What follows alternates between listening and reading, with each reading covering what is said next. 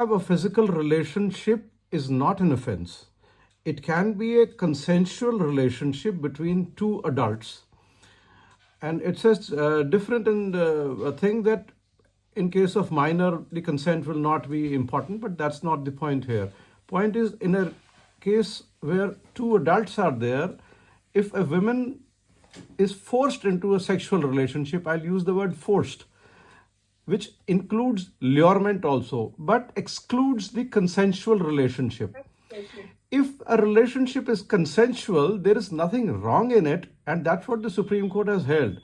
That if a consensual relationship goes acrimonious, it does not and should not be brought into a criminal justice system as rape, because the rape definition strictly will not be applicable here. The relationship, and mind it here in this case, the complainant, as I'm informed, was herself a lawyer. It is not a question of a ordinary person who doesn't understand the necessities of law. She was herself a lawyer, and the person against whom the complaint has been filed too was a lawyer. So it is a relationship which was with consent, which was entered into a physical relationship. And if I say that she was lured into this promise by, I mean, even if it is believed that she was given some kind of promise, this promise was incapable of being performed. She understood this.